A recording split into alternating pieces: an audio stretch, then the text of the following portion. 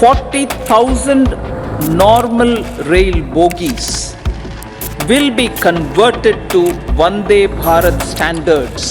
वित्त मंत्री निर्मला सीतारमण ने अपने बजट भाषण 2024 के दौरान टैक्सेशन से जुड़ा कोई बदलाव नहीं किया है। इसके बावजूद तकरीबन 1 करोड़ से भी ज्यादा लोगों को टैक्स से जुड़ा लाभ मिलेगा, क्योंकि मंत्री ने पुराने टैक्सेशन से जुड़े पुराने विवादों के समाधान की दिशा में एक बड़ा ऐलान किया है। निर्मला सीतारमण ने सालों से लंबित बकाया प्रत्यक्ष कर मांगों को वापस लेने का फैसला किया है। वित्त मंत्री ने बजट भाषण में कहा कि उन्होंने परंपरा को निभाते हुए अंतरिम बजट 2024 के दौरान टैक्स दरों को अपरिवर्तित रखा है। तो चलिए अंतरिम बजट 2024 के बाद टैक्सेशन से जुड़े कुछ अहम बातों को जानने की कोशिश करते हैं। वित्त मंत्री के ताजा ऐलान के मुताबिक कराधान से जुड़े सभी पुराने विवादित मामलों में करदाताओं को राहत नहीं मिलेगी। वित्त मंत्री के अनुसार साल 1962 से जितने पुराने करों से जुड़े विवादित मामले चल रहे हैं, उनमें साल 2009 और 10 तक लंबित रहे प्रत्यक्ष कर मांगों से जुड़े तकरीबन 25,000 रुपए तक के मामलों को वापस लिया जाएगा। और इसी तरह 2010 से 11 और 14 से 15 के बीच लंबित प्रत्यक्ष कर मांगों से जुड़े तकरीबन 10,000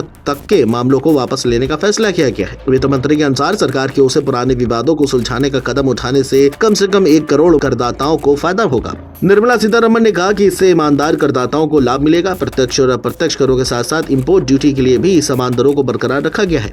स्टार्टअप्स और सॉवरेन वेल्थ और पेंशन फंड्स में निवेश करने वालों को टैक्स सुविधा मुहैया कराई जाएगी। वहीं वित्त मंत्री ने अपने बजट भाषण में बताया कि पिछले 10 सालों में डायरेक्ट टैक्स कलेक्शन में 3 गुना से अधिक की वृद्धि हुई है और इस दौरान टैक्स रिटर्न दाखिल करने वालों की संख्या में तकरीबन 2.4 गुने की इजाफा हुआ है। बता दें कि बीते 10 सालों में आयकर रिटर्न दाखिल करने के बाद करदाताओं को टैक्स रिफंड मिलने में लगने वाले समय में भी कमी आई है। पहले इसमें औसतन 93 दिन का समय लगता था, लेकिन अब ये कम होकर 10 दिन रह गया है। दूसरी तरफ वित्त मंत्री ने अपने बजट भाषण में करदाताओं को आश्वस्त भी किया कि उनके योगदान का देश के विकास और जनता के कल्याण के लिए विवेकपूर्ण उपयोग किया गया है।